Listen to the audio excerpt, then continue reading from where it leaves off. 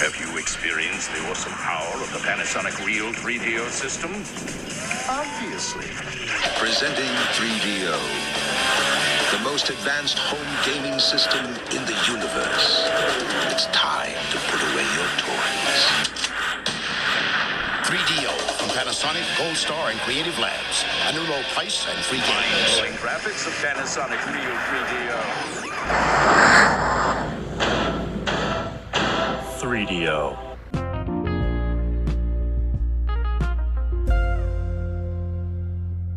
Hello, everybody, and welcome back to the 3DO Experience, the 3DO retrospective podcast where we talk about all things 3DO, 3DO console, company, and everything in between, except on this episode where we're going to bullshit a little bit because golf games take a lot of time. So I'm Bill, and this is Thrak. How you doing, Thrak?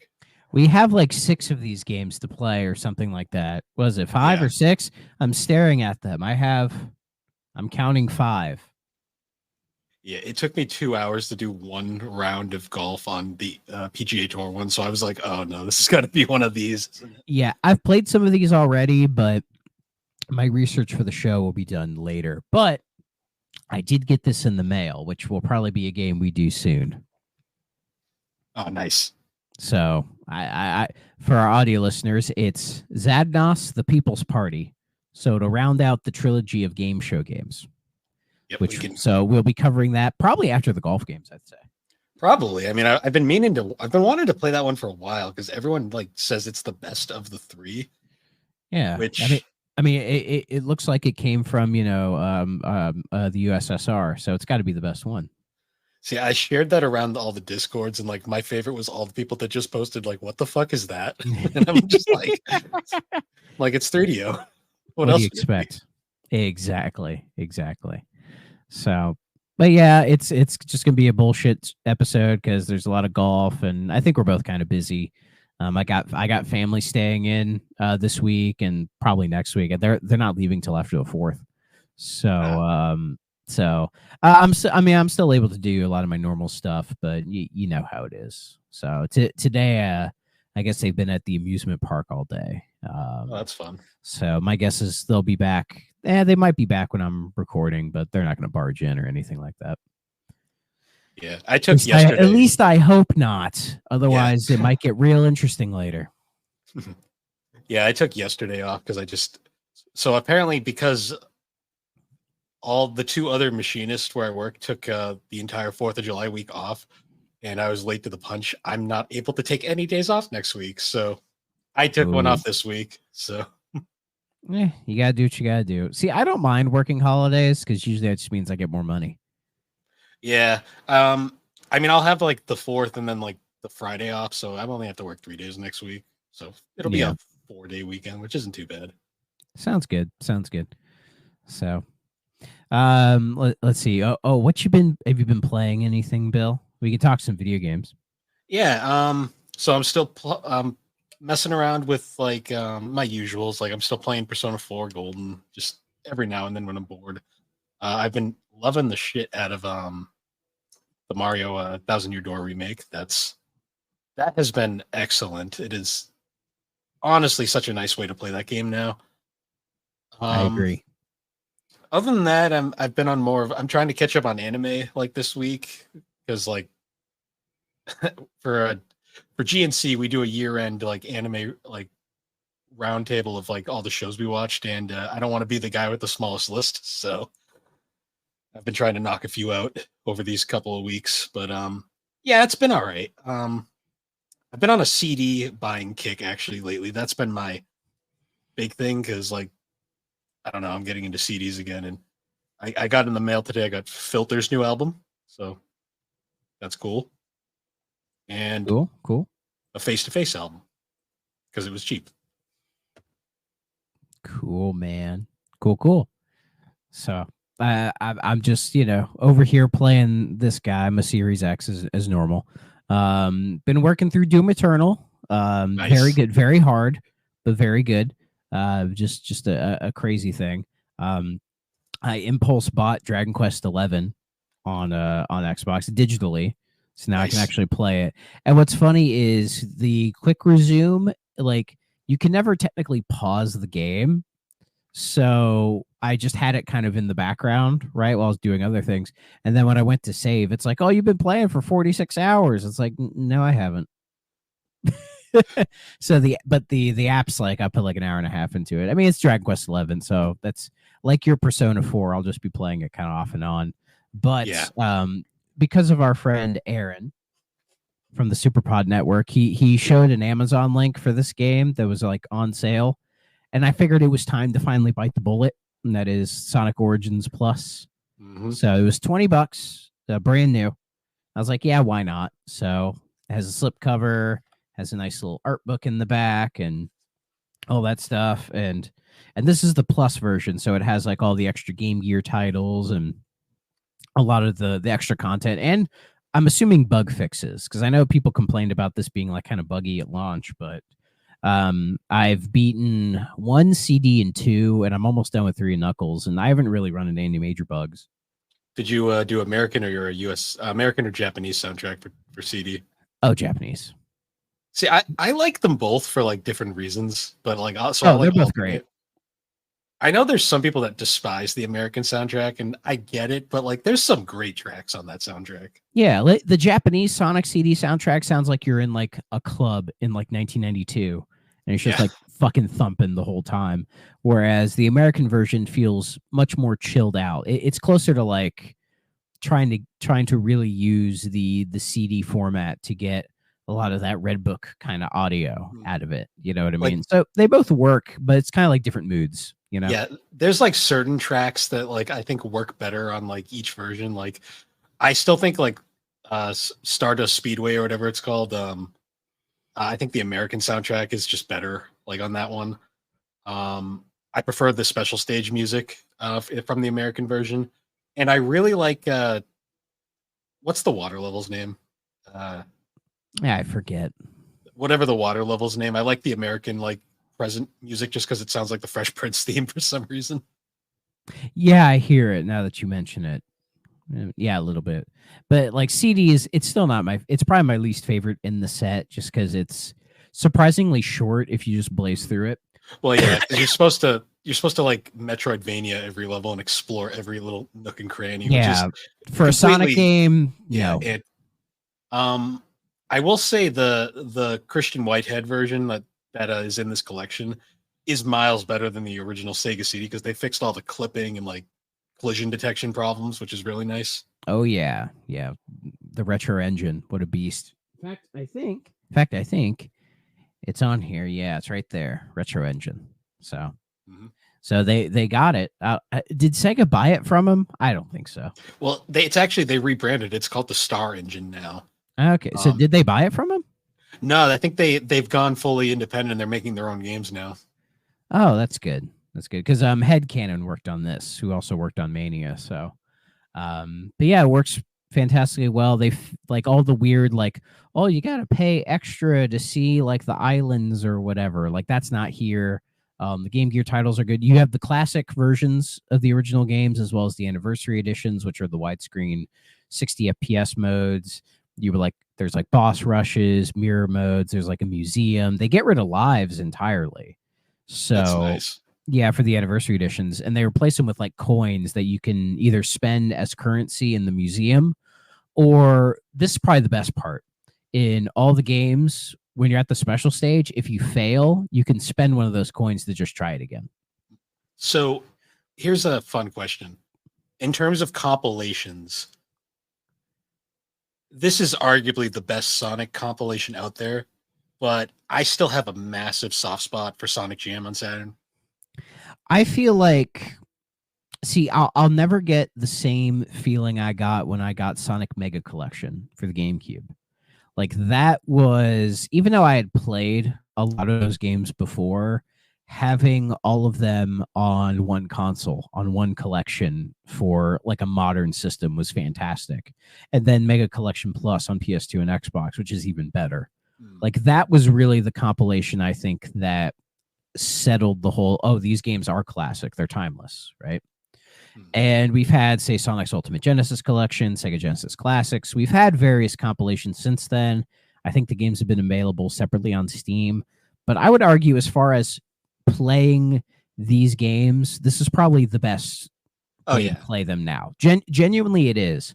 Because I was thinking, I don't know how they would repackage these games again. They'll probably figure out a way how, but really, if this is kind of all you need, because you have, like, you can play the old style, you can play them in the old style if you prefer that. The new modern style just is so faithful to the original games, but improves upon everything. Like, they remade the special stages in 2, like the half pipe, and it's so much better to do.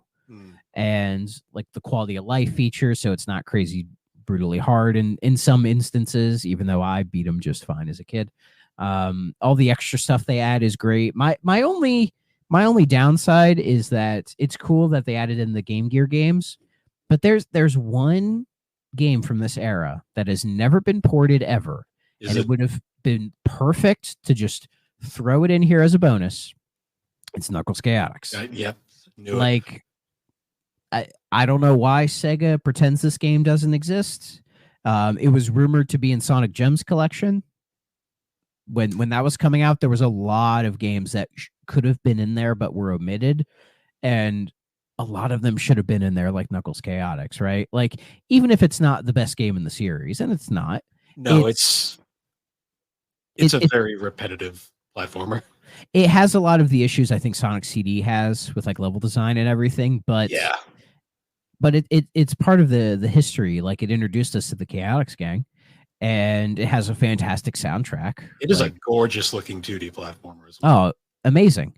And I felt, if they weren't going to do like a full retro engine remake of it, which I think would actually be kind of neat, even just throwing it in there as a bonus would have helped kind of round it out, I think. Because that's the issue that some compilations have, is that they don't go all in. And it's but outside of that, it's a solid compilation now, because there were some technical issues from what I've heard and seen, but those seem to be fixed now, because I think Headcanon made enough of a stink about it to Sega that Sega were willing to fix them, to let them fix them. So if you can get it for cheap, it is well worth getting. Yeah. So, and speaking of re-releases, I don't know if you can see it. The TV might be there. I got the Beyond Good and Evil 20th anniversary. Because it was weird. They didn't announce it at the Ubisoft Forward event. They announced it later, or I think it was in the limited run games thing or whatever, which I thought was weird. It wasn't there, right? So, so when I saw that, I was like, oh, that's cool, because they had just delisted the Beyond Good and Evil HD, which I assumed it was going to be for this. And they put a lot more work into it from what I know. Like, there's like retexturing done. It's like 4K 60 FPS. They fixed the controls. They completely redid the soundtrack, I believe. There's like cross saves, auto saves, like all this kind of stuff. And apparently there's new content relating to Beyond Good and Evil 2. They said it for the first time in years. They referenced it when they were advertising this. And then, of course, now journalists are like, what's the state of that game? And Ubisoft's like, we're still working on it. Whatever the hell that means, right? Yeah. But it's like, this is the most Beyond Good and Evil we've had in quite a long time. So, and when this was announced, they're like, oh, it's coming out on like Tuesday or whatever, which is the day of recording this is when it came out. And I was worried about the price, because they were touting all of this stuff that they did to it. And I was like, that sounds worthy to get. But, is it going to be like a $40, $50 thing? I was afraid of that, because I'm like, I'm not paying that much for it. It's only $20. Okay, that's fair. And so even if they wanted to be cheeky and be like, oh, 20th anniversary, $20, hee. I doubt that. But for $20, I was like, you know what? Might as well. So I haven't played it yet. I've actually never really played Beyond Good and Evil. I tried emulating it on Dolphin once, and it just wouldn't work. It's a very hard game to explain. Like, it's a lot of people call it Ocarina of Time, right? It's Zelda-like, but it's really not Zelda. It's a weird game. It's good. I think some people put it on a little bit too high of a pedestal sometimes, because yeah, it's hard to explain. Well, from what I've gathered, it's one of those games that's part of that, like being influenced by Ocarina adventure game style. Yeah. And yeah, I feel like it gets put on a pedestal because it represents like kind of an end of an era for Ubisoft before they went like all in on like Tom Clancy and Assassin's Creed and all this other stuff. Like it was like the turning point where Montpellier got overshadowed by Montreal, basically. Yeah, basically. Like this has more connections to Rayman, which actually makes sense because the creator of the Rayman series created Show Beyond and Evil. Cell, I believe. Yes. And he's retired, I believe. He's retired and he has some not great stuff surrounding him from what I've heard. But apparently everyone. Great. Great. Apparently everybody at Ubisoft does those. So yeah, I've heard rough things about Ubisoft. But yeah, this game it weirdly gets put on a pedestal, I think, because it represents like this weird, like transition-y period for Ubisoft, and it's a series they didn't milk to death. So it allowed for people to get fondness over it. And then when they announced the prequel for it, I think Beyond Good and Evil 2 was announced officially in 2008, I believe. That sounds about right. And then like it was announced, and then I think there was like a trailer or two leading up to it, but then it was like, I think it was E3 2017 when they had the big unveiling, like here's like gameplay, here's like a playable demo, the works, right? Like it was the big coming out party for it, and the reception was not positive for it. No, it didn't look anything like Beyond Good and Evil. It looked like a Ubisoft game, which is not what people wanted from Beyond Good and Evil 2. And and because of that, it went into hiding, which is something I've noticed with Ubisoft. Whenever they get like heavy criticism for projects like this, they don't just outright abandon and cancel them. They just retreat them inward and try to figure it out before they show it again, like what they're doing currently with the Prince of Persia Sands of Time remake, which I pray to God doesn't happen. It doesn't get Beyond Good and Evil 2'd. I mean, it's a remake, so I don't know. Like that's coming out in 2 years. So it's going to take them like 7 years to remake a PS2 game. I think Ubisoft are a little too bloated, in my opinion. Ubisoft is a confusing developer to me. Like, you got like Montreal's over there, and they can just pump out games every 3 minutes, and then like, but they have like 30s. They have so many studios around the world, and all of them get credited on like every major game that they do. Yeah, they have like 2 major studios, and then they have like 1,000 support studios that just kind of like help all over the world. Yeah, which I mean is cool, but yeah, it must suck if you work at like Ubisoft, like one of the smaller Ubisofts in like, I don't know, Shanghai or something, Shanghai, Kyiv or whatever, because it's like you don't get to pitch any. I'm sure there are people in those studios who are trying to pitch ideas for like new games or whatever, but I don't know how the industry works. But I imagine if you work at a support studio, you know what you're getting into.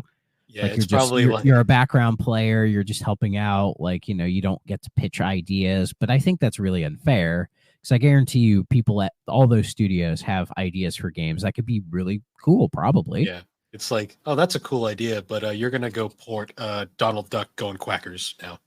Have fun. Not a bad game. No, it's not. No, it's like, oh, we appreciate you want to do that, but we have like 500 Assassin's Creed games that need to come out. So get working on those, you know, that kind of thing. Because when Shadows comes out, it's gonna say, oh, Ubisoft Montreal or whatever, but it'll say, oh, support from like all 20 studios. Yeah. So that's how they pump them out every year or two. And then there's Rockstar that remember when Rockstar made like 20 games a year or a generation? Yeah, I did. Those were the good days when they had different ideas. But the industry has changed so much since the PS2 era, you know? Like back then you had to constantly make fresh new games because that was how the industry was. That's what we grew up on was, oh, there's a new game. We'll buy it or rent it, play it, hopefully beat it, and then we move on to the next thing. It's like, say, reading a book or listening to albums or, watching anime or whatever. It's like you do the thing and then you move on to the next one. But the industry now, like there's so many games now that, or just a handful of games that suck up a lot of money and a lot of time because they're never ending. And now it's like every developer's trying to chase that now. And it's not sustainable because even the handful of games that have been able to do it, they're going to run out eventually. Like it might be crazy to say, but there might be a time where people stop playing Minecraft, where they stop playing Fortnite, where they stop playing Apex. You know what I mean? Like they'll eventually go away. And what are they going to get replaced by? Different versions? Something entirely different? Going back to how things used to be? That I don't see. So it's just the industry is in such a weird spot. So it's in some ways it's harder if you're in a AAA studio to pitch these new interesting ideas because I bet you there's some good games to be made out of there. I'm sure of it. I'm sure and that's the thing. Ubisoft in general doesn't make bad games. Not really. Some of their games are very good. They make bad stuff, of course, but I'd say if you compare them to say EA or Activision, I would say their batting average is probably a little bit higher. Yeah, it's rare that a studio has never had a bad game. I'm trying to think off the top of my head of I wouldn't say Ubisoft's never had a bad game. Yeah, but I just think their batting average is a little higher than some of the others. That's actually an interesting topic because I was thinking about that a while ago. Because there's some people who will praise certain studios as never having a bad game, and then I'll be like, you forgot about this particular game that they like to forget. Well, and also some people only think about the now. For some people, the concept of Rockstar having a bad game, they're like, no, that's impossible. And it's like, no, they've made bad games. It's called GTA 5. No. No. State of emergency, maybe. Those are fine. I have more issues with Red Dead 2, but a lot of people like that game. Though it didn't pop off the way I think they were expecting it to. You know what I mean? Yeah. Looking through, let's see. They're involved in Earthworm Jim 3D. Didn't they? Oh, because they published it over here. Yeah, they published it. That's so fucking weird. I was thinking because what sparked this was someone had said Insomniac Games has never had a bad game. I'm like, you forgot about. I'm like, you forgot about Fuse. Fuse wasn't good. Yeah. Let's see. Rockstar was involved in those weird Austin Powers Game Boy games. Those were bad. A Smuggler's Run. That's not a great game. No, the sequel was better, but nobody cared at that point. Yeah, it was just another GTA 3 came out. Yeah. So at that point, nobody gave a shit.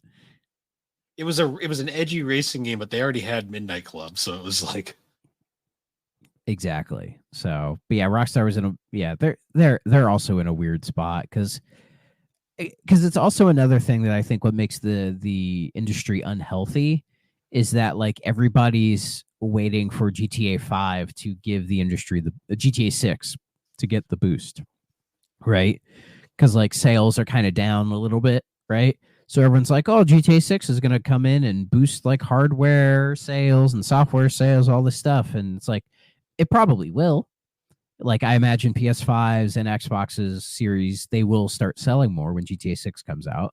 So I'm pretty sure that's not going to be on the old gen. I don't think so. I'd hope not, just because it'd be it. I doubt it. It would feel like such a step back. Yeah, I doubt it. And usually Rockstar has no issue going just straight into the next gen. They don't really do that. But I don't think it's good for an industry to rely on one game to prop it up. Yes, because GTA 6, it'll probably be a good game. Oh no, I feel like it'll be a good game, but I don't think it's going to be the astronomical success that 5 was. It's going to sell very well, though. No, it will. What the hell is GTA 5 sales at? They've got to be crazy at this point. I know it's not the best selling game ever, just because I think Minecraft is still just permanently up there now. But see, It is at 200 million sales. Minecraft's Yeah. at 300 million. So like GTA 6 is not going to sell 200 million, but I think even Rockstar knows Yeah. that it'll probably, my guess is it'll probably do like 10, 15 million the first day. That would be my guess. Yeah, I'd assume. And then it'll probably hit like the top 10. Like I wouldn't be surprised if it crossed 100 million, but it's not going to get those GTA 5 numbers. But with how the industry is that going to be seen as a failure because it didn't meet the same expectations as before? That I don't know. It'll probably be $70, so maybe that'll help cover that cost. But again, it's like it's GTA, man. It's going to be fine. Yeah. Like, Rockstar and Rockstar knows they'll be fine. Yeah. They're more sensible about that stuff. They're not like fucking.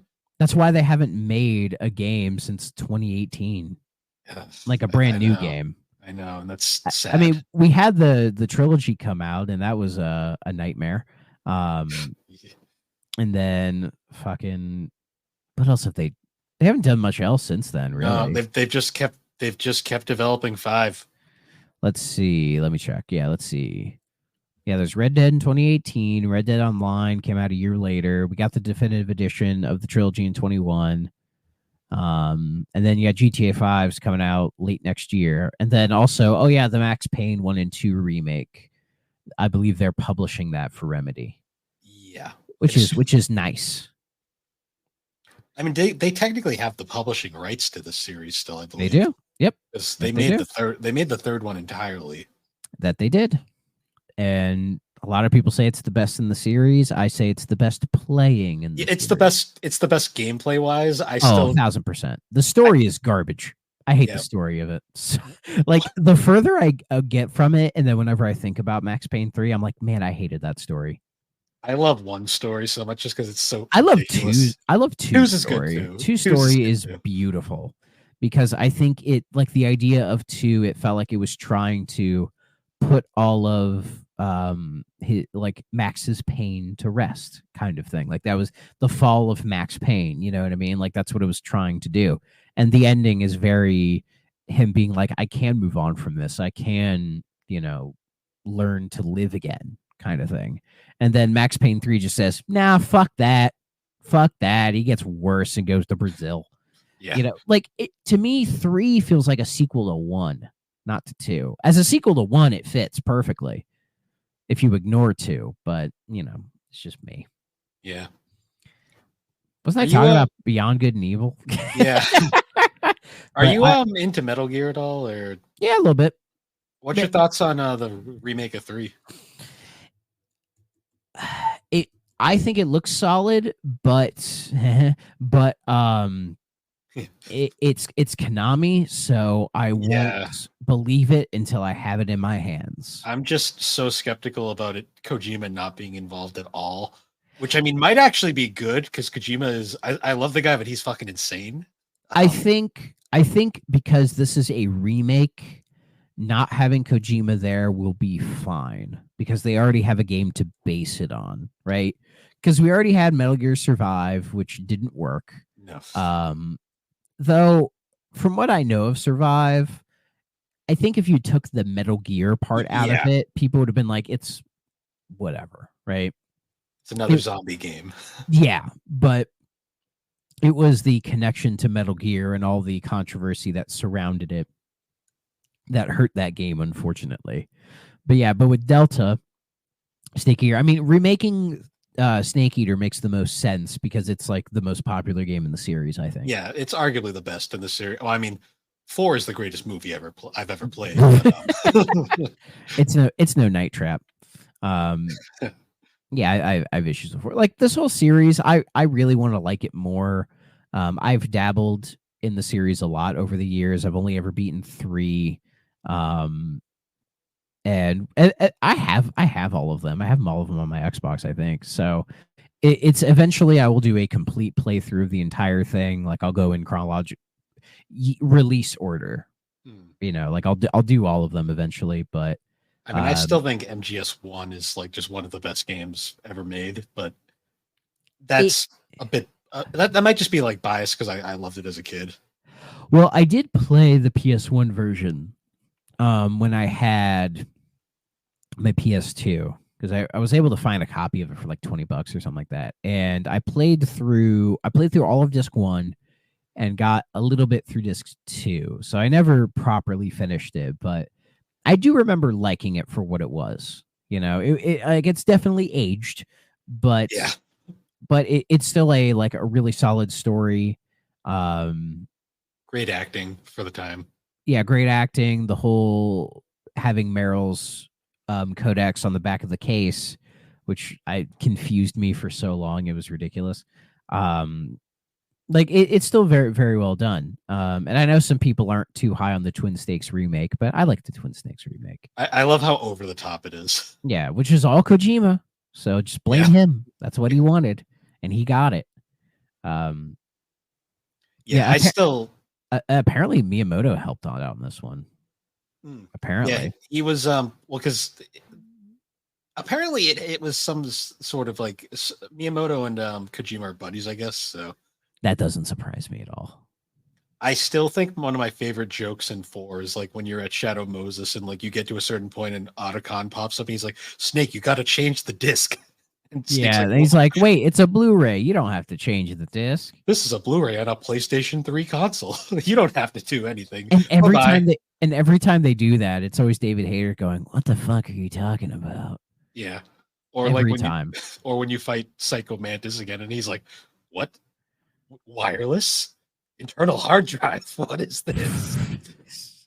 Just goofy shit like that. Yeah, it's very, very breaking the fourth wall kind of stuff. And 4 is probably my least favorite in the series of what I've played, just because it's just, I don't know, man. I don't know. Gameplay wise, I think it was perfect, but like the story is so weird, and it goes too far. Like gameplay wise, I would say 5 is the best as far as like playing a game. It's fucking great. True. It's like Breath of the Wild on steroids, man. Like it's fucking insane. But the problem with 5 comes in with like the story. The fact that it's completely unfinished. Yeah, and even what we have is kind of batshit. Like that was the time where you could tell people wouldn't tell Kojima no anymore, which is an issue that a lot of creative people run into at a certain point when they get so big and so renowned that people are afraid to tell them no. And even if, say, those people want to hear no, and those people like to be contested, you get like an aura around them that people then get afraid to sort of contest it, So I think that's kind of what happened with Kojima and then, like Death Stranding and things like that. I haven't played Death Stranding. I'd like to play it at some point. Probably when I get a PS5, I'll get it and play it. But I always say it is. When I had my PS4, I wasn't interested in playing it. To me, like Death Stranding to me is like it is both one of the greatest and one of the worst video games I've ever played. Like it is something else. Yeah. So, but the Snake Eater remake, for some reason Wikipedia has it as coming out this year. I highly doubt that. I think they'll push it to next year. Why not? Like hell, 2025 shaping up to be kind of a banger year with everything that's scheduled to come out then. Like, holy fuck, man. Yeah, I mean, the Nintendo Direct alone, holy shit. I want to hear more about that? Yeah, go to the Superpod Network YouTube channel where we went on a double date with Aaron and Jerry and talked about it. Yes, so, but even that with like potentially like the next Switch coming out next year, and who knows what the launch lineup's going to be for that, like damn, like next year is probably going to be kind of insane for gaming. Pray for your wallets. That's all I can say. Oh, fuck, man. Like if the new Switch is backwards compatible, I will buy it day one. And then I will give my old Switch to somebody so that they can have it, and then I will have my new one. That is the plan. Yeah. But yeah, Snake Eater, I'm sure it'll be fine. I have more confidence in this than the Silent Hill 2 remake. It's weird how like the Silent Hill 2 remake does not look good. No, it looks oh god. To be honest, I was expecting worse, but it still doesn't look very good. Yeah, and I don't hate it for like the weird anti-woke reasons some people have for it. Like that's just dumb. It's just I see it and I'm just like, I don't know, man. I don't know. It doesn't feel like Silent Hill That's kind of my whole thing. It feels like it's trying way too hard to be Resident Evil 2 remake. Which to me bothers the fuck out of me because Silent Hill was never like Resident Evil. Even though it was born to be Konami's answer to Resident Evil. Yeah. Like, that's why Silent Hill exists. But what helped Silent Hill was they went in a different direction. They went psychological versus horror versus story, yeah. And that's what made it stand out. Like, it doesn't have the weird tank control-y fixed camera perspectives. Like, its gameplay is different enough as well. Like, it does enough things to stand out and be its own thing.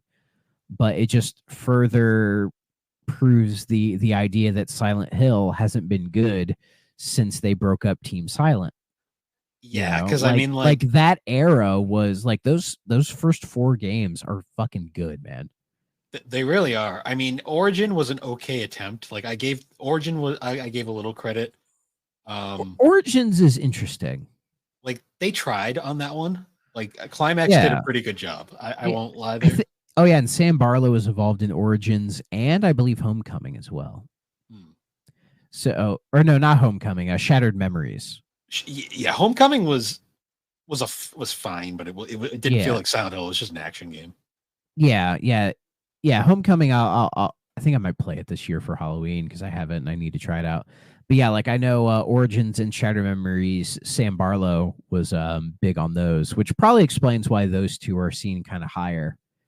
You know, like Sam Barlow's a guy they could have given the Silent Hill series to like be its babysitter, and he would have went in a different direction with it, but I think it would have been for the benefit of the series. Yeah, I think it's a what if kind of thing. Yeah, the weakest of the post Team Silent games was definitely Downpour. Downpour's rough. That fucking Vita one. Oh, yeah, that exists. What is it called again? Book of Memories. Book of Memories, yeah. It's like dungeon. It's a dungeon crawler, I think. Dungeon crawler beat 'em up. Made by Way Forward. They had to pay the bill somehow. Oh god, it feels like the most paying the bills kind of game they've ever made. I felt so bad because Daniel Light did a really valiant attempt at like the soundtrack for those 2 games, and like because I remember everyone gave him so much shit because they fired Yamamoto or Yakamoto, whatever his name was. Yeah. And they brought in Daniel Light from Dexter fame, and like they shat on the guy. And I listened to the soundtracks. I'm like, he did a pretty good job. I'm not gonna lie. It's just like Yamaoka is so like he's just like Team Silent is so revered that everybody involved in it is like, you know, like that team is kind of, you want to talk about being put on a pedestal. I feel like that team is put on a pedestal. What's funny is one of the guys which is crazy because some people don't even like Silent Hill 4, but I liked The Room for what it was. People have grown on The Room over the years. Yeah, it was kind of weird at first, but the deeper you get into it, I don't like the escort mission aspect of it, but the weird psychological aspects that it throws at you, I think, is done pretty well. And it doesn't feel like a send off of Team Silent, but it just kind of became one. You know, I don't know if they were going to do a 5th Silent Hill. They probably would have, but because I know the founder of Team Silent, he only was around for the first Silent Hill because he later left to join Sony, where that's where Siren. That's a batshit insane game as well. Yeah, our boy, speaking of Superpod, our boy Tommy played it many years ago, and it was referenced on their most recent episode that Tommy did a playthrough of it, and he doesn't like spooky games, and they threw him Siren. Spoiler warning on who the mystery guest is. It's been long enough, okay? I knew from the second. I'm like, I wonder who that's gonna be. Yeah, but yeah, y'all should watch that because it's pretty funny. It is funny to watch people who aren't into spooky games play spooky games. So. Well, especially because Siren is such a weird one.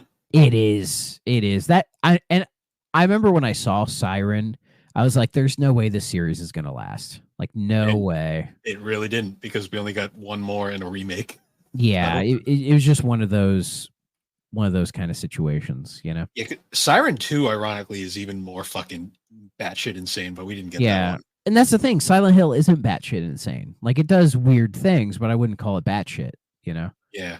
I think there's a reason he left because I think they were too restrained on Team Silent. But that's what makes like 2 and 3 so fucking good is how restrained they are. You What's know, funny is, like though, the best horror leaves certain things up to your imagination, Mhm. because any good horror creator will tell you what is the scariest thing is what the audience has in their head. Anything you put on screen will never match what they have in here. It'll never. So you do just enough to kind of like instill that in their head, and then you let them run with it. And that's what always works. That's yeah. the best horror.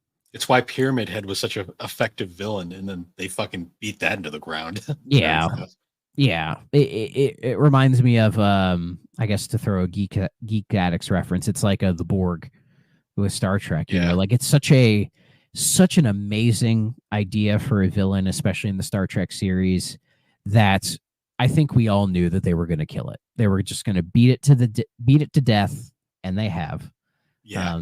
The Borg are still great, but they weren't the Klingons or the Romulans or even the Ferengi, where they were able to sort of intermingle them to make them kind of their own thing. Like the Borg had to just stay the Borg, but it never happened. Yeah. The Unfortunately. Borg were so iconic. They were referenced by Star Fox of all things. Oh yeah. I mean, I imagine Star Fox probably has more Star Trek references in it. I always, whenever you play Assault, it's always like, this is just the Borg. It's just the Borg. Yep. That's who you're playing as. Yeah, and it's fucking awesome. So The Pigma space station canon is still the most fucking weirdest part of that game. yeah. Oh, apparently going back to Silent Hill, somebody asked Yamaoka if Team Silent would ever reunite. He said he's not against the idea, but he's like, I don't know if it would work. And to be fair, I don't think it would work. It wouldn't work with Konami these days. No, and it's like it was such a ragtag team when it was created anyways. Like they were this kind of ramshackle thing, kind of just off to the side, doing its thing, while Konami was focusing more upon like Metal Gear and Castlevania and I don't know, Bomberman. So yeah. So like after the 4 games, they just kind of dissolved, because I don't know why Konami thought having Western devs make these games would be better. I don't know. I don't get that, because it's not like Capcom did that with Resident Evil. Like no, it was always Japanese based. The only Resident Evil games that were made by Western studios were like the spin-offs, like Dead Aim. I think maybe I know Operation Raccoon City was made by Slant 6 Games. I know that one. Yeah, so like all the shitty ones. Yeah. It's just the truth, man. I'm trying to think of, were there any other ones like I'd have to look to find, because I don't have the Resident Evil series memorized in my head. who made the Wii ones? Were those made by Capcom? Because those were okay. The Umbrella Chronicles and the Dark Side Chronicles. Dark Side Chronicles. That's what I was thinking of. That was Capcom and a company called Cavia. Oh, Cavia! It's the Drakengard guys. Bullet Witch. Yeah, but they're still Japanese. Yeah, so that's why those ones were good, I guess. Yeah, like Capcom's. I mean, Resident Evil's been predominantly a Japanese series, so I think it just comes down to this. This is probably not going to be a hot take at all. That like Capcom is just a better run business than Konami is. Like, well, Capcom had their massive fuck up moment, and then they they were able to bounce back, because they were always focused on like just making good games. That was always their focal point. It, like Nintendo, like their focus is, if we make good games, we'll be fine, right? Honestly, I think the biggest problem at Capcom was actually Inafune more than anything, because Inafune was the one that he was the big. He didn't really know what he was doing. No, he was the big pro-American, like pro-Western developers, I should say. Yeah. Because I remember he's like, let's make these 3 awesome series, and then let's farm them out to different studios and see if they stick. But even when they had like a Western series like Dead Rising, it eventually kind of shit the bed, unfortunately. Yeah. I would love for Dead Rising to come back. Dead Rising 2 is still one of my favorite just stupid games to play, because there's just something funny about how that game works. Mm-hmm. And I think honestly, it would benefit. I wouldn't even be surprised if, say, like Microsoft went to Capcom and said, "Hey, people associate Dead Rising with the Xbox, so let's maybe get together and make Dead Rising 5, and make it Xbox exclusive because people kind of associate them together anyways. Like I think that would be cool." But does Capcom want to touch that series again? Because Capcom Vancouver doesn't exist anymore. And 4 was pretty bad. Yeah, it's not a terrible game, but it's the weakest in the series. So comparing it to like 2 or 3, it's like, ooh. Yeah. Or 2 Off the Record, which 2 Off the Record might be my favorite of the bunch, actually. Yeah. Just having Frank West instead is cool. I've covered Wars, Yeah. Yeah. I need to sit down and like play through those stories, get the whole experience. So yeah, it's a shame with like Dead Rising, but what can you do? Because does Capcom even have like a Western studio anymore? I don't know. I honestly don't know. Because the biggest, as far as I know, was Vancouver when they were like Blue Castle Games, right? And then yeah, I don't even think they have anymore. I'd have to check. I still think the funniest thing is Inafune's studio, Concept, is now part of Level 5. That is weird. They're like Level 5 Concept now. It's weird. That is very weird. I don't even know what they're making, but I mean, I know what Level 5's making, but I don't know. Level 5 makes good games. I don't know what the Concept Well, mostly they make good games. They do falter here and there. But what can you do? But I think with Level 5, it's more of they'll forever be a niche Japanese developer. And I think they'll never get out of that mindset. Like Atlas has gotten out of that mindset. From Software has gotten out of that mindset. I don't think Level 5 will ever. But at the same time, I don't think Level 5 will ever have that kind of success. Yeah, like because Level 5's biggest like games I can think of are Dragon Quest VIII, which most people don't even realize they made. The Professor Layton series. Mm-hmm. Izuma 11's apparently huge, but people in America Japan. People in America don't care because it's soccer RPG. Yeah, they got well, it's a Mr. Big situation. It's very popular in Japan. Here, nobody gives a flying fuck. Yeah. Well, apparently the most recent one did come out over here, so I mean, oh yeah, that's something. Victory. Well, the one they're working on now is called Victory Road. It has a release date for this year, but if I remember correctly, they didn't. Did they show any of it at their event? I don't know. I don't think they did because they had that Level 5 event. I think it was last year, wasn't it? Yeah, like live stream, and I don't think they showed this game because they showed Professor Layton. They showed Deca Police, which I think looks really fucking cool. And they showed that Fantasy Life game, I think. Which they're making a sequel to Fantasy Life, which I'm fine with. Which I think came out already. I don't know. I stopped following the girl who steals time, because I think that was in a direct. I think. But it did get released. Yeah, I Fantasy Life doesn't look like it's for me, anyways. But they have the Megaton Musashi games, which people tend to like. I mean, Ni no Kuni 1 is probably like one of my favorite RPGs ever made. So, I mean, they made Dark Cloud 1 and 2, which is still like my favorite Zelda games. Yeah, those are pretty dope. Rogue Galaxy is fucking awesome. Jean d'Arc on PSP. Jean d'Arc, I love that game so much. That is a cool fucking game. Yeah, they make a lot of really cool niche things, and Yokai Watch, which could have been the true Pokemon competitor. Had Level 5 not shit the bed on it. What's funny is I was just talking about this with a friend because my friend he brought up what happened to what was the Pokemon killer that came out like a week ago that no one gives a shit about? Pal World. Pal World. They were like, what happened to Pal World? I'm like, oh, people stopped giving a shit, and he's like, oh, what? How could that be? I'm like, because it was a niche fad for like a minute. And I'm like, Nintendo was really smart here because everyone was like, Nintendo is totally going to sue. And I'm like, no, they're not. They took one look at this and ignored it because they realized if they made a stink about it, that would have brought attention to it. They knew for a fact this was going to die off in about a month. So yeah, Nintendo knows what the Streisand effect is. Yeah. And that's Nintendo- exactly what would have happened to Power World if Nintendo went after it. Everybody would have started playing it. Yeah, because Nintendo took one look and went, yeah, No. not a. It'll be the fad of the month, and we'll move Yeah. on. Yeah. Well, and the thing is, like, Yokai Watch, I think could have actually been a competitor. Like, I haven't played them, but I know people who have and really like them, and are and they're still waiting for Yokai Watch 4 to get a English translation and a port over here. It's gonna happen any day, folks. Any day. I think It's only been 5 years. Yeah, I think Yokai Watch's biggest problem was it came out too early. I think it came out too late. I don't know. It, like that whole like Japanese like anime still hadn't really hit its like mega boom yet by that point, and like I just feel like it kind of like by the time it actually started gaining traction, it was too late.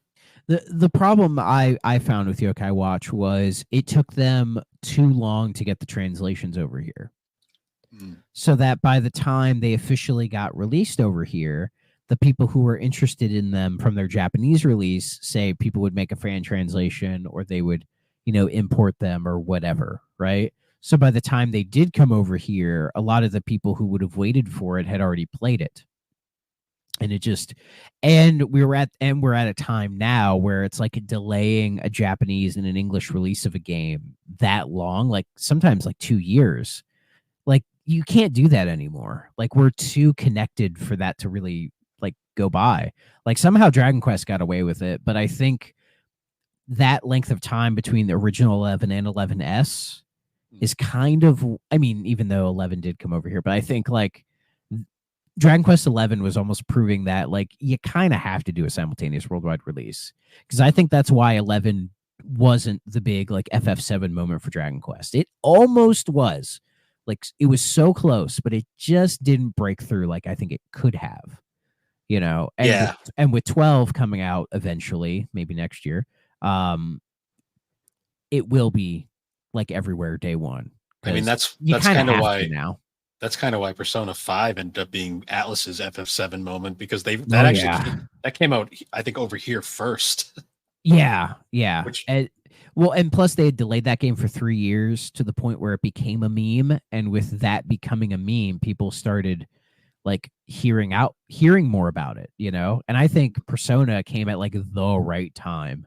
Oh yeah, because people to really get crazy with it. And just checking the Wikipedia, in Japan it came out September 15th, 2016, and then it came here April 4th, 2017. Okay, so about they were very close. 6 months, I'd say, roughly like a 6-month window, which I think is enough to get away with it, Yeah, I mean, because they had a bunch of translation stuff they had to do anyways, so it makes sense why it would take that long. Yeah, but by the time, say, Persona 5 Royal was getting ported to everything, it just happened all at once. Which, here it is. Haha. Nice. It's so weird to see, isn't it? With the fucking, this guy in the corner. But, sadly, it's the European version, but oh well. I just don't like having this down here, because they're the way the artwork. See, what's weird to me is seeing that box art, because I have the Steelbook, and I'm just so used to the Steelbook for the PS4 version. That's fair. But yeah, one of these days I will sit down and play this game properly. It's just so fucking long, okay? I know. God damn it. Cut me a break. It's long, and I mean, gameplay-wise, it's fantastic. The story has issues. I forget who I was listening to. I was listening to a podcast, and somebody said that them to beat that game without doing any side quests was like 112 hours. Yeah, and if you're not doing the side quest, you're playing it wrong. So that's probably why it took him so long, because he was probably level grinding like crazy. Probably. Yeah. So it's just the game is so fucking long. Like I like short games, man. That's why I've put the time I've put into the Sonic Origins collection. But I'm almost done with it. See, I like shorter games too, but then I also like RPGs, so I'm never gonna win that battle. You try to pace them out, I think. Like I think it's the idea is like you have kind of one long game that you're working on, and then as you're working on that, you'll do other smaller games in the middle to kind of break it up. Yeah, it's the same way how I feel with like a fucking anime, where it's like I'd rather watch like a quick 26er than a fucking One One Piece, Piece. or sorry, Alex, or like an Attack on Titan or something that's just Yeah. long. I mean, I'm sure One Piece is good, but I will wait till they do that. Is it Netflix doing that truncated edition? Oh yeah, the One Piece. I still don't know enough about what's going on there. Um, Well, I from what I know, I thought the idea was they're remaking the anime, but they're trimming it down significantly. I heard it was either that or they're remaking it, but they're like basing it off the live action series. I don't know. Let's see. Da, da, da, da, da. Yeah, it's being done for Netflix, which that's a big get for Netflix. Is producing a remake of the One Piece anime called The One Piece. It's starting from the East Blue Saga. That's like the first saga. So. Okay, hinting that it might cover more, but this is not confirmed. It's for the 25th anniversary. And yeah, from what I've heard, they are going to trim it down. Like what the anime said, what, like 1,000 episodes or something crazy?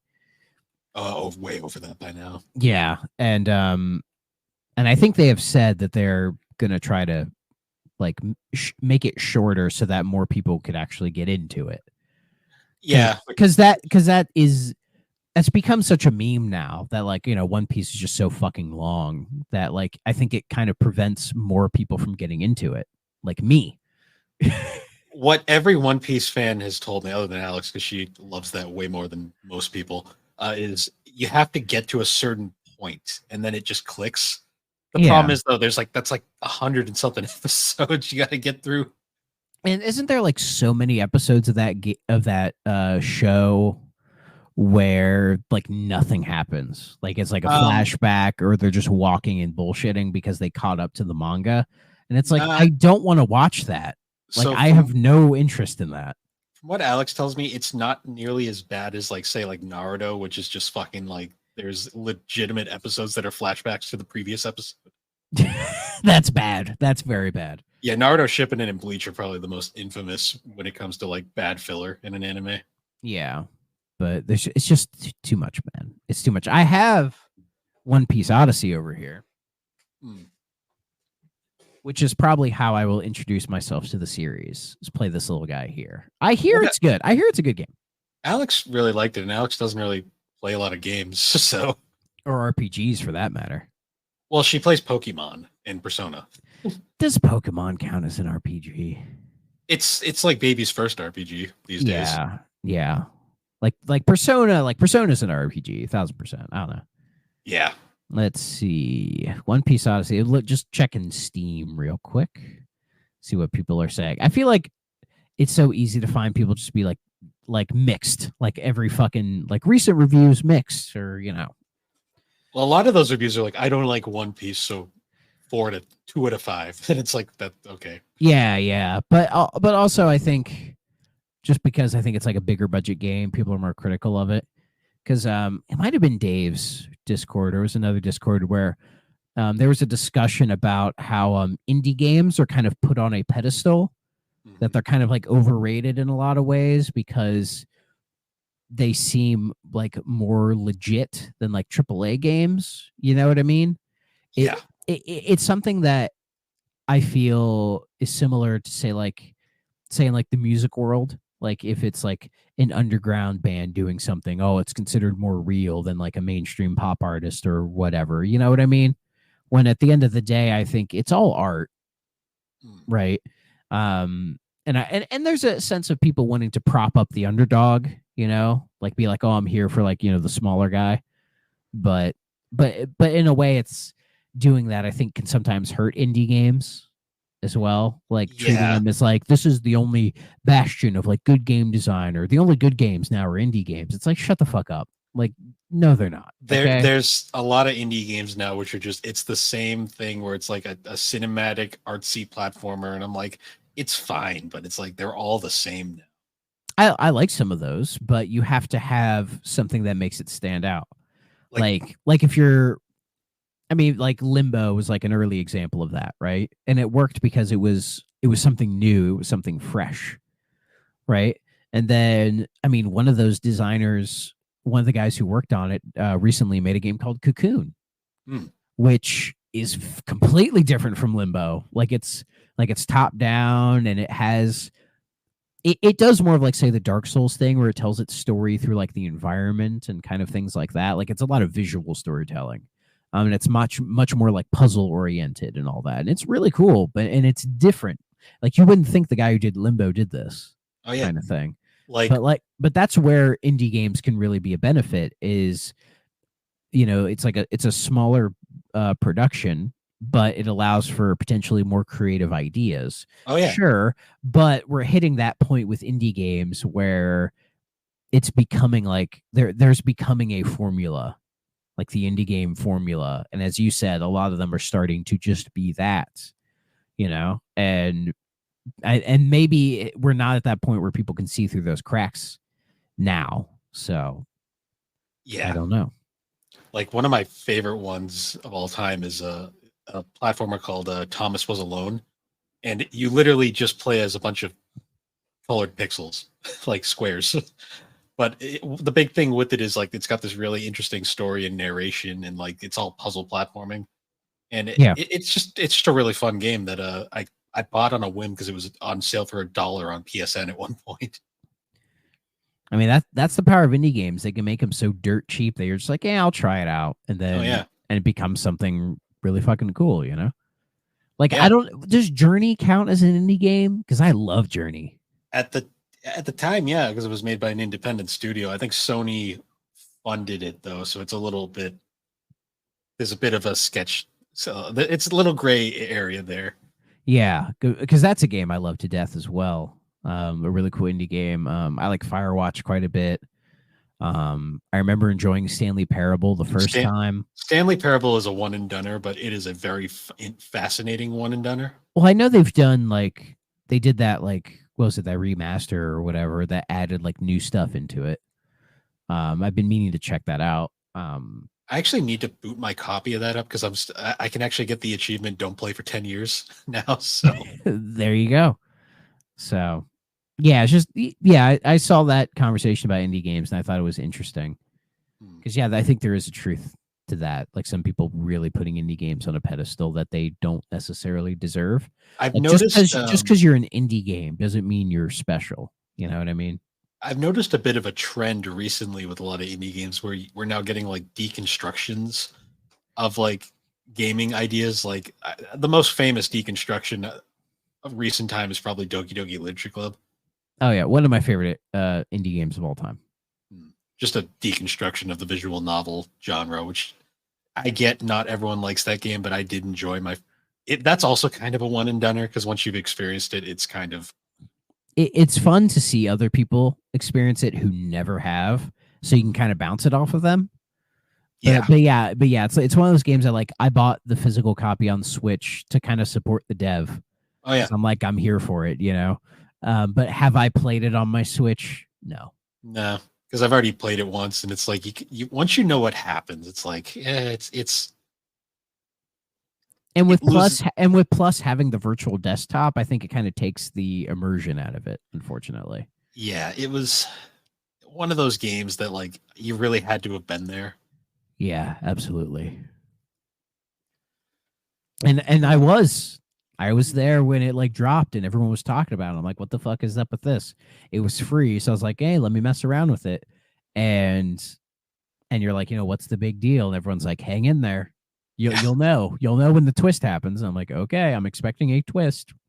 I think and then it happens, yeah. And then I'm like, oh, okay. I guess we're going there now. And then the game just completely goes off the rails. And it's and watching our pal Danny play it on stream, it was like it had been years since I had seen it in full. So re-experiencing it was a lot of fun. So just the shock, especially like if you get like the Natsuki neck snap like event, which is always like holy fuck, or that always freaks me out. Holy shit. Or you get like demonic Yuri in the note, the poem making section, which is like extremely rare. And I've gotten it once. I got it once and I was like, what the fuck? I never got it, but I've like seen it. Oh boy. Yeah, it's just And then so and then what was that game that essentially? I don't think it came out like it may have come out right after that. It tried to do the Doki Doki thing and it didn't work. Was it like that? Was it like Baldi's Math or some shit like that? Baldi's Basics in Basics. Yeah. Did that come out after Doki Doki? It was after. That was more of a fucking like meme game though. Yeah, I didn't like it because some people were like, "Oh, it's trying to do the Doki Doki thing," and I'm like, maybe like a teeny bit, but maybe it was like influenced by it and was trying to be maybe more of a meme thing. Like it wasn't actually trying to say something, quote unquote. To me, that was a streamer bait game, like because they knew streamers would play that and eat it up. Yeah, and even then, a lot of the streamers were like, "Eh." It's not a great game. Other than Markiplier, who made that his like shtick, like most people played it once and that was it. But it feels like Markiplier likes every game he plays. Markiplier likes to get really into the games, which more power to him, honestly. I like Markiplier. He seems like a nice, sweet guy. Yeah. It's actually funny because like the Game Grumps actually played Baldi's Basics like recently, and they were like, "Oh yeah, we never played this, so fuck it, why not?" And Dan was like, "What the fuck is this?" And Aaron's like, "Just play it." Well, because Dan doesn't keep track of anything. Well, he lives in his bubble. Well, he's a rock star, and he just does this on the side. Yeah, he lives in his bubble of like listening to Rush all the fucking time. So he doesn't. So his reaction to Doki Doki is phenomenal. Oh yeah, like his like I was expecting a sexy twist, but then it was not a sexy twist. I mean, depending on how you look at it. Yeah. Oh man, I love how like he foreshadows so much in the first half, and then the second it happens, he's like, I don't trust this game anymore. Yeah, it's good stuff. Good stuff. So we had mentioned it kind of off screen before we started, but so that Dr. Disrespect stuff is yeah, we can get topical, I guess. Yeah, Mr. Dr. Disrespect. I'm sure the people listening to this show know who this is. So even if you've never watched him, I think you know who he is. It was 2020 he got banned from Twitch. Yeah, and it was like one of the biggest mysteries because nobody knew why. And then it was totally hidden, and then people were trying to find out, and now we know why. And the best part is he fucking just admitted it. Like it was like, dude. Yeah, but he's trying to be like, I'm good because like no criminal wrongdoing happened. They didn't find anything. It was the Drake thing when Drake had his response to Not Like Us, where he's like, "Oh, like I've like if I'd done this, I'd have been arrested by now." That kind of. It's like that's not how you should say it. The whole it's not a crime if you don't get caught. That's basically what you're saying. So it's like, well, what the fuck were you doing that we don't know about? Yeah. I don't want to imply that Mr. Disrespect. I think they're going to revoke his doctorate. I don't know if he actually, has done other horrible shit. I have no fucking idea. I mean, I remember the whole meme of when he cheated on his wife. I remember that. Like, that was kind of funny, because, like, that became, like, such a big meme. And then he went on stream and, like, did, like, a serious stream, about it, which watching it now is hilarious because he, like, still plays his intro and has all the hype shit. And then it just cuts to him trying to be serious. And Dr. Disrespect, he's one of those like adult men who are just so bad at communicating their feelings without being like really aggressive shitheads. You know what I mean? Where they have to constantly cuss and just be this very angry, like they're very angry all the time. You know what I mean?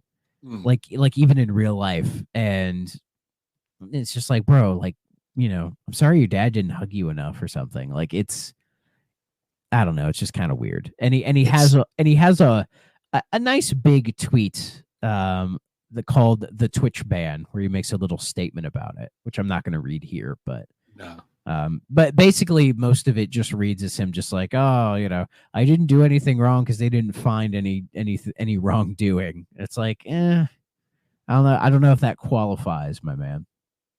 Yeah, this has been just like the year of like creator implosions. Yeah, it's been pretty crazy. Like they started with the completionist, then Chugga Conroy, and now it's like, Jesus Christ, when's it gonna end?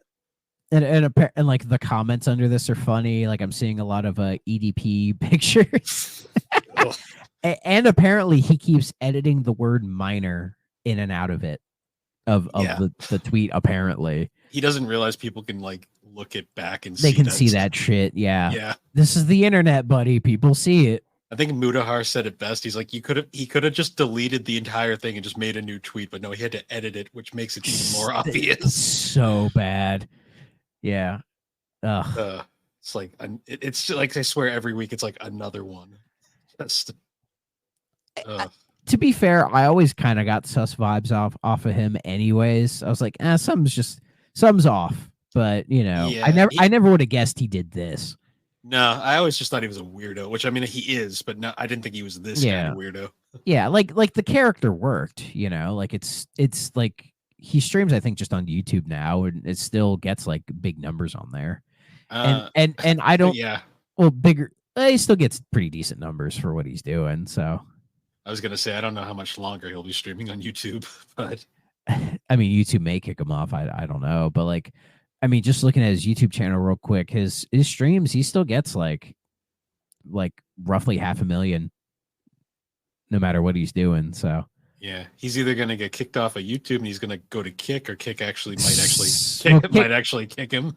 Well, Kick's about to kick the bucket if we're being real here. If you've been following what's going on with them. I have no idea. They have enough money to sponsor a Formula One team, apparently. Yeah, but let's just say a streaming platform being run by a bunch of crypto bros isn't being managed well. Who would have thought? It's actually like a gambling company, apparently. Yeah, it's about the same level. I mean, crypto's gambling. Let's be real. It's a weird thing, like whatever the hell stake is and all this shit. Yeah, it's all bad. That's why no. That's still somehow not as embarrassing as what's the other one? The third platform. There's a third one? Yeah, it's not Mixer. It's no, Mixer's dead. Yeah, Mixer's long dead. There's another one that like where Keemstar is these days. I can't remember what it's called, but that one's also bad. I mean, that's bad when it's like marquee streamer is Keemstar. Like that's not a good sign. I mean, I enjoy listening to Keemstar, not because he's good, just because he's fucking hilarious, because of how fucking cringy he is. But God, he's fucking weird. I mean, he still does Drama funny. Alert on YouTube. So yeah, I mean, the Lolcow podcast has been the funniest thing, just because that's just hilarious to me. Like that he's paying these two to just basically ruin their lives. But it's just awful. So many awful people on here. But see, it's just it is what it is, you know. And YouTube is also why the meritocracy doesn't exist. Like the meritocracy is a fucking bullshit lie.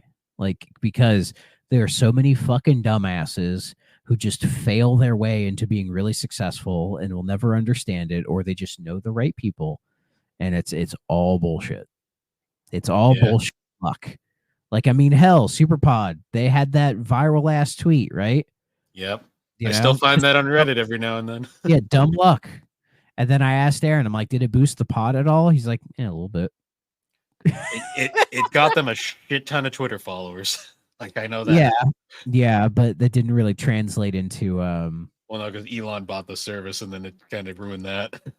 Yeah, and it just feels like now with like YouTube and all this stuff, it's just harder and harder to just genuinely gain an audience anymore. Well, the algorithm isn't really toted or isn't really geared towards like smaller people trying to rise up, and there's just so many people doing this stuff now. Oh yeah, that it's hard to weed through the cracks. You need like a weird gimmick, like we do, talking about a fucking random ass console. Honestly, yeah, because like. There's so many gaming centric podcasts, and you need to really have a gimmick to really get off the ground. Like, it's tough. Very tough. Oh boy. Yeah, that was the drama bomb section of this episode. I hope you all enjoyed it.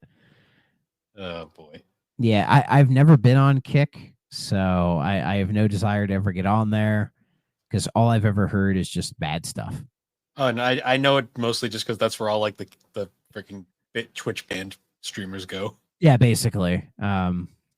The only other thing I can say is that Disney's Epic Mickey Rebrushed got its release date today. Oh, did it? Nice. It's coming out September 24th, which I believe is 2 days before Echoes of Wisdom. I still cannot get over the fact that War Inspector worked on those games. That's pretty crazy. I find it crazy this game's getting a remake at all, but I'm glad to see it happening. But Well, the first one was considered a decent game. The second one was the one that was kind of the yeah. It's just one. It's just a game I never thought would ever come back, you know. But with THQ Nordic, anything is possible. They really do like to just pull out like the dredges of like gaming's history and be like, remember this, guys? But that's what I fucking love about them. Is that they'll just do is that they're willing to do this shit, you know? Yeah, like so. Oh, you guys like SpongeBob? Here, let's remake that game because it's popular. The game everyone likes, and then we'll do a sequel to it. Like what? Yeah. Well, I mean, that game was kind of brought back because speedrunners really liked it. Yeah, that's why. And then they did that Alone in the Dark reboot, which apparently didn't meet expectations, so Embracer shut down the studio that made it. Yep. Already, poor guys. Did you play that Alone in the Dark reboot? I played the demo and I was very. I mean, the demo was like 15 minutes. Yeah, it's nothing. I played that demo. It was nothing. I just don't want to pay the money for it. That's kind of my thing. I mean, it's $60, so it's not full price, but yeah, it's still more money than I'd like to pay for it right now. Yeah, when it's like $30, I'll give it a shot. Did they make physical? They had to make physical. Oh yeah. I see it on the shelf all the time at GameStop. Okay, yeah. When it's physical, like $30, I'll grab it. Yeah, and we'll find out. Maybe we'll do a review of it for one of these days. Yeah. Let's see. Right now on Amazon, it's $47.99. So it's already being marked down though, but not to the price I want. I'll wait for a sale, like a big sale, and then I'll probably go for it. I would say maybe Black Friday. That might be the time to get it. True. Yeah, I mean, there's so many games. There's just too many games now, and that's like kind of the problem with everything. Yeah, but it is what it is.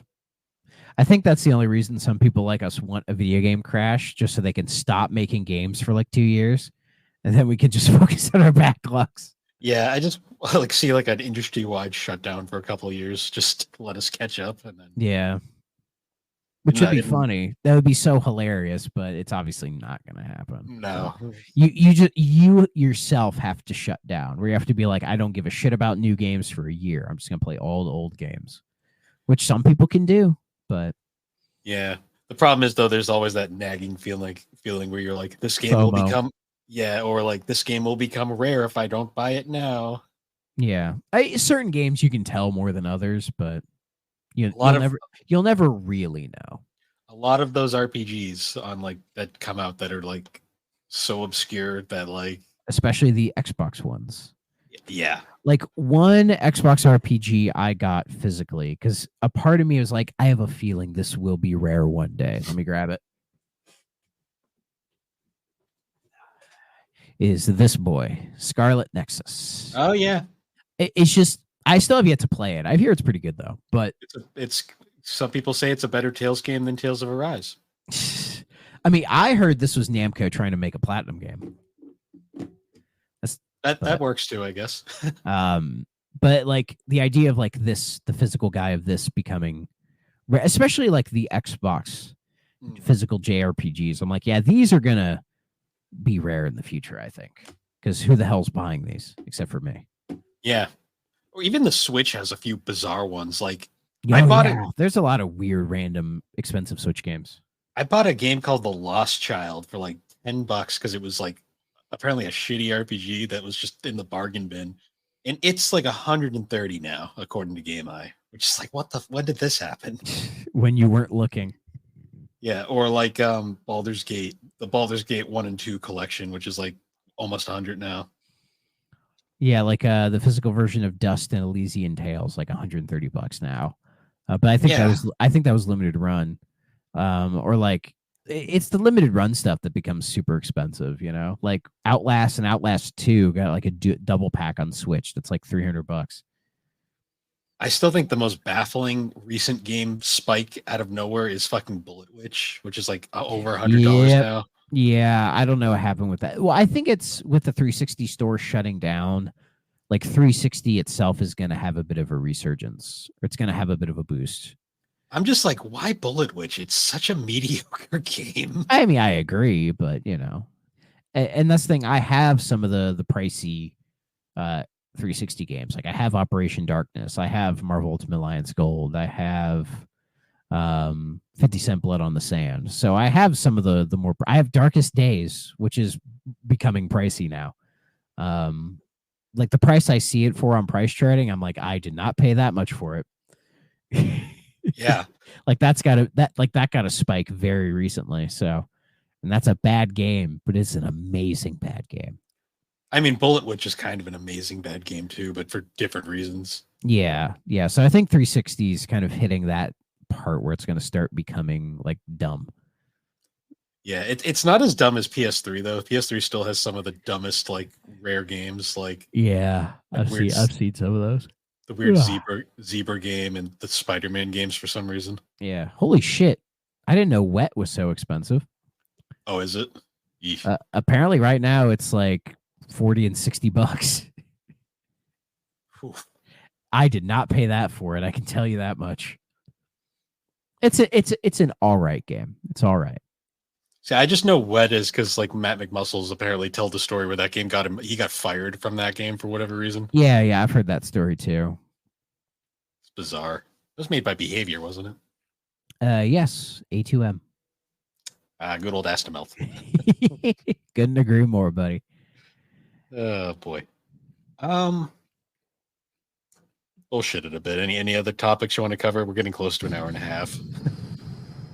Nothing really I can think of.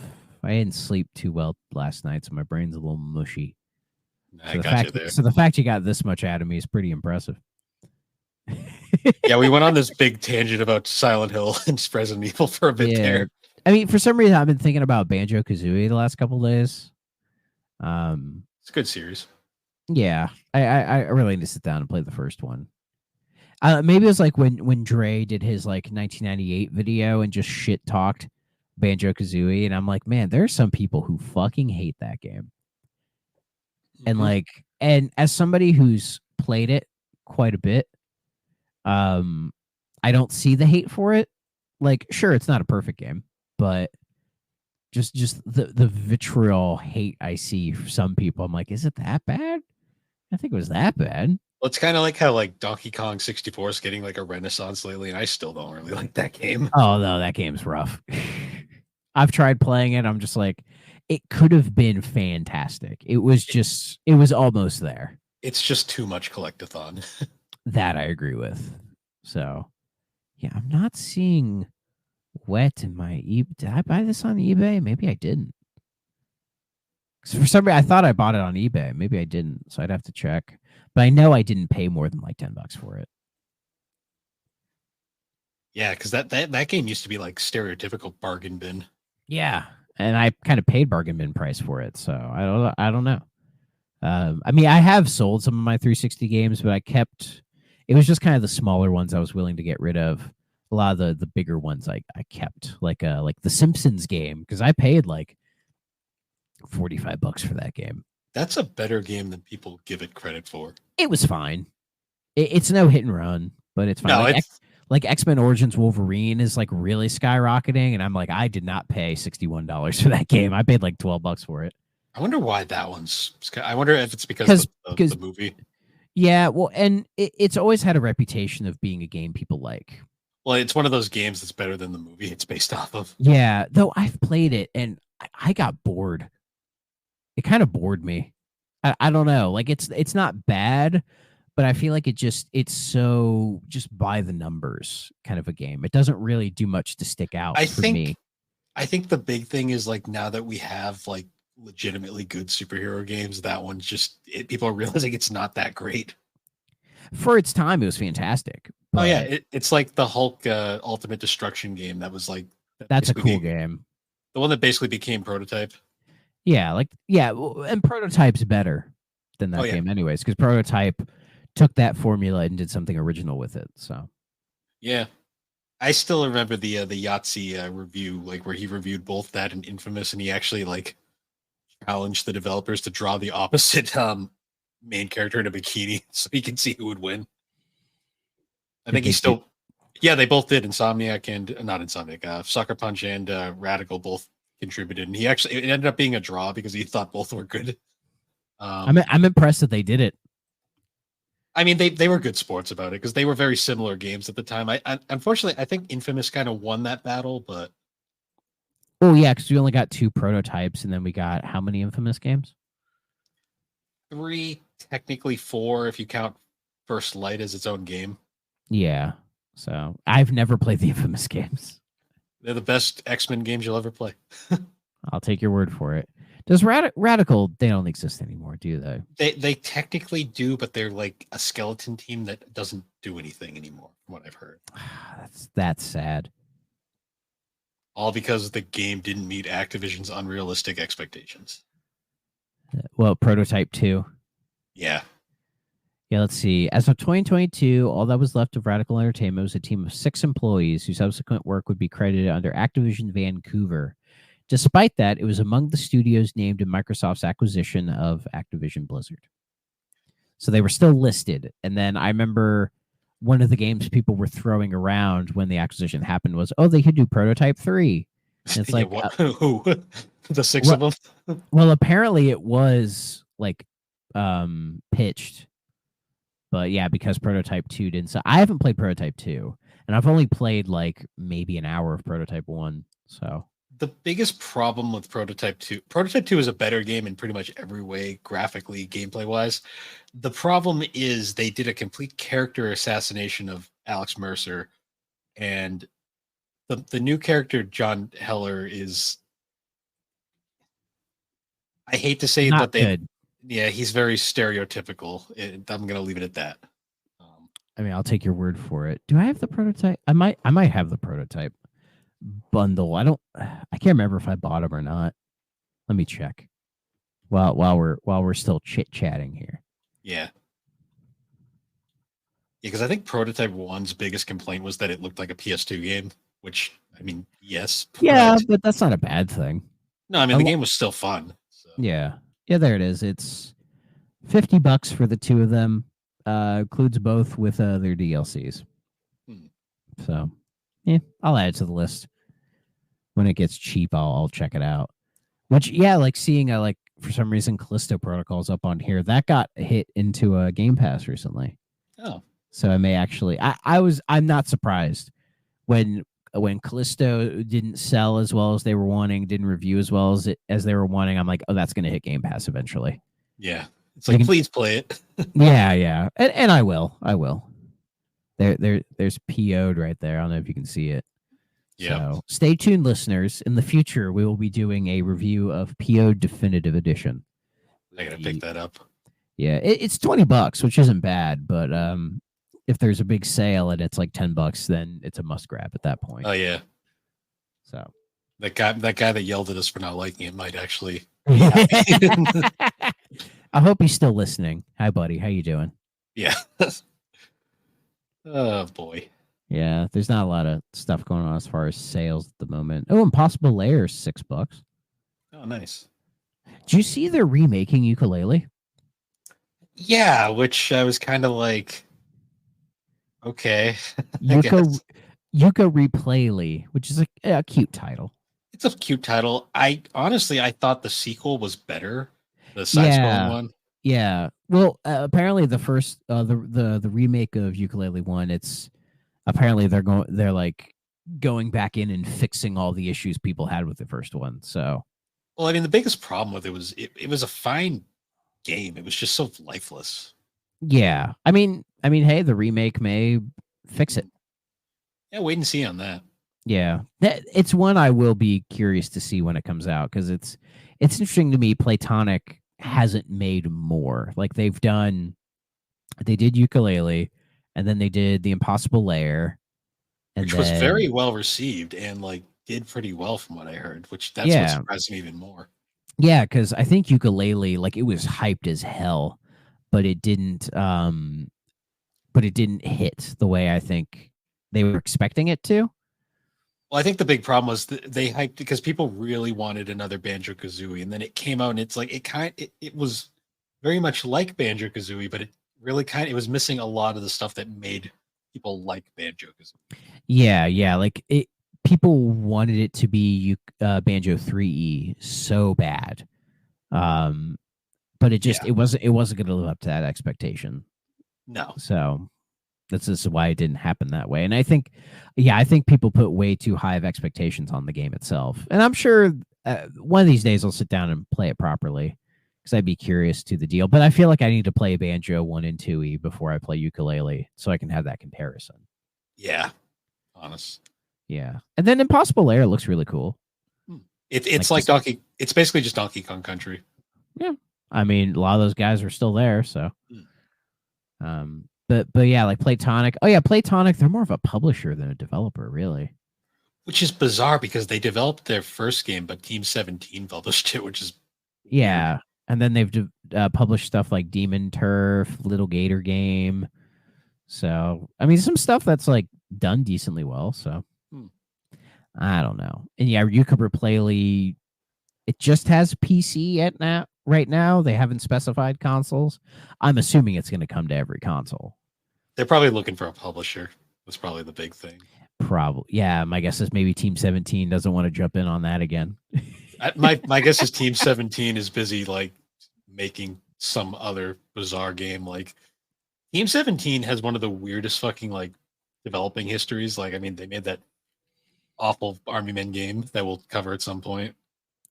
The most recent game is a game called Killer Frequency. Never heard of it. They made that other Leisure Suit Larry game that I found recently that's apparently really bad. The 360 one? Yeah, box office bust. Oh yeah, that game fucking sucks. It's trash. Listeners, do you want us to review it for the show as like a random side episode? Because I would be down to play that for the show because it is hot garbage. It has the most appropriate name for a game ever because it is exactly what it ended up being. Yeah. Oh yeah, Team 17, they do all the Worms games. That's what they're known for, but then they make all this other weird shit. Yeah. So yeah, I would be down to play that game because I don't think I would play it any other way. Yeah. I mean, I bought it because it was dirt cheap and I remember seeing it, and then I tried playing it and I'm like, oh boy. Like I bought both that and Magna Cum Laude because they were super cheap, but apparently Magna Cum Laude is some people like, but nobody likes box office bust. Magna Cum Laude, it retains some of the charm of the original Leisure Suit Larry games, whereas box office bust has none of it. No, like it's all gone. They tried to make it like an open world sandbox game. Like, what the fuck are you doing? And they put platforming elements in, which is just weird. Bad platforming too. Like, what the hell, guys? Yeah, there's a reason why the creator of the series wants nothing to do with either of those games. I don't blame him at all. But you know what's crazy? It was developed by Team 17. Do you know who published it? It's some weird publisher. Well, the name is Funsta, but it's just a brand name over Codemasters. The racing game guys, yeah. Yeah, well, I don't know them for racing games, but Well, I know them for racing games and making action replay.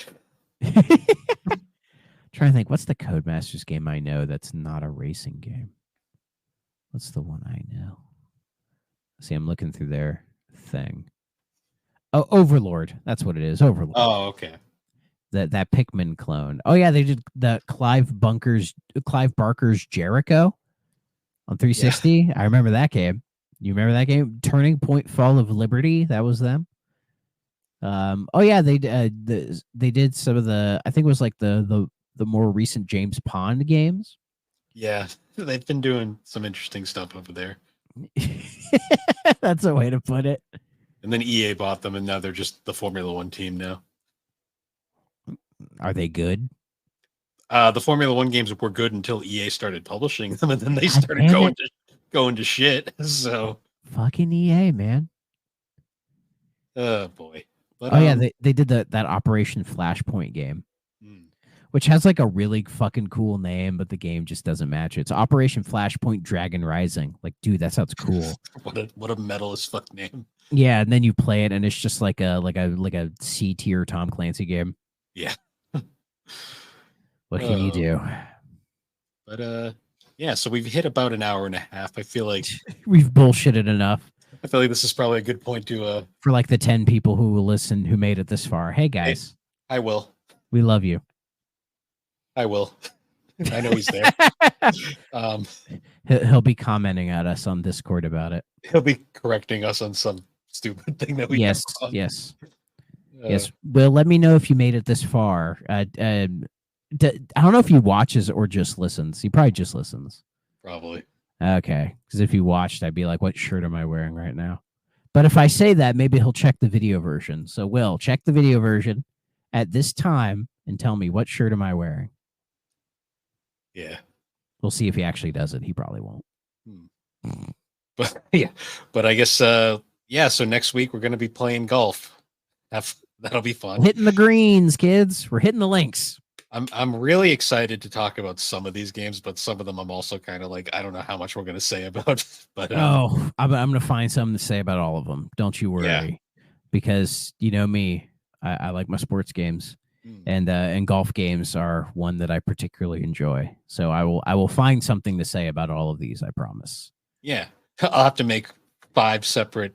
Okay, no, let's whatever. I'm tired. But you know, okay, must play. Okay, stay away.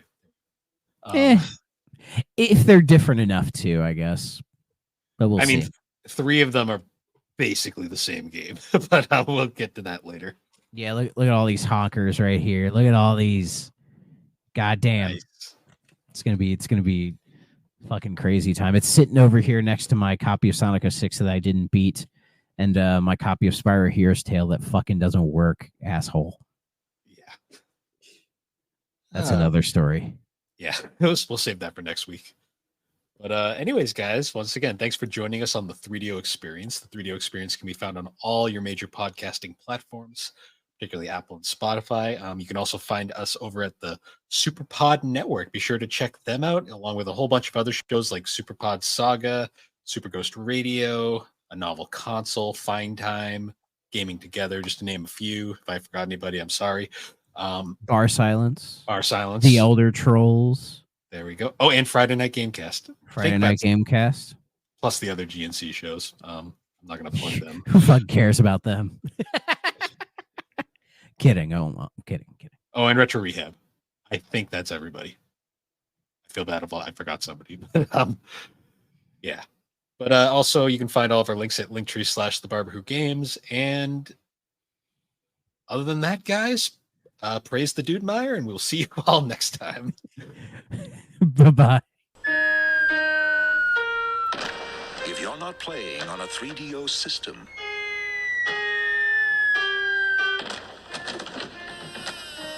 what are you playing with?